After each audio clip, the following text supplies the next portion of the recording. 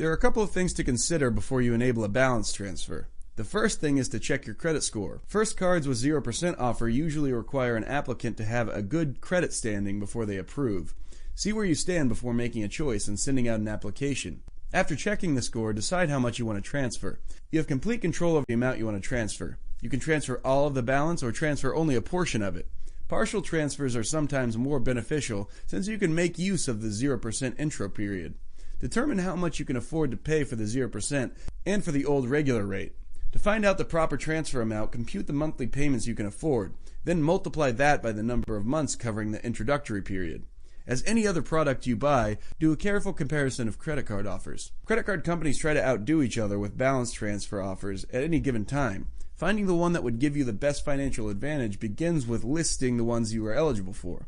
Then do computations to determine the savings that each one will give. You have to take into account the card's given interest rates, transfer fee, and introductory period as applicable. Many make the mistake of focusing only on one feature, usually the length of introductory period.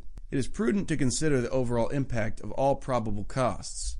Another thing you should consider is to make a sensible payoff plan. If you're going to do a balance transfer, you must do it quickly.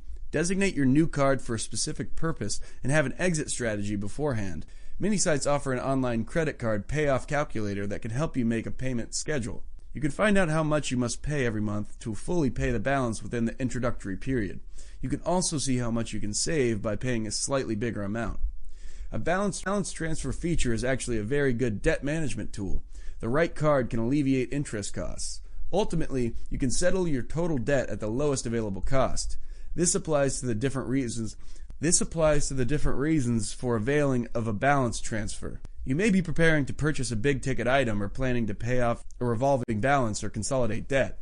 From another perspective, you may also use balance transfers as a savings mechanism. If your bank's interest is high enough, you may temporarily park the funds earmarked to pay for the card. This would only be financially beneficial during the card's introductory period. Just be careful that this strategy doesn't lure you to spend more than you should. The availability of the 0% interest in balance transfers is not a permanent card feature. You should therefore keep in mind that you will probably have to pay interest when the introductory period is over. If you're fortunate to be able to do another transfer down the road at 0%, good for you.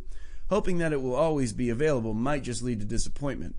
Last but not least, remember to fight the temptation to buy things with your balance transfer card. If you use your new card to make purchases and revolve your credit, you will not have a grace period. Unless your card has a 0% feature on all purchases, your purchases will accrue interest. Good financial sense dictates that you should not pay more for anything. Good financial sense dictates that you shouldn't pay more for anything than what you have to. So be cautious. Use different cards for your purchases, preferably ones that give you rewards for usage. You may use your balance transfer card only if you have wiped off your transferred amount. That's it for now. On our website you can find more posts and podcasts as well as calculators and other financial tools. Do you consider balance transfer? We would love to know your thoughts, so feel free to share them on the comments below. I hope you enjoyed it, and don't forget to subscribe to our podcast channel on YouTube.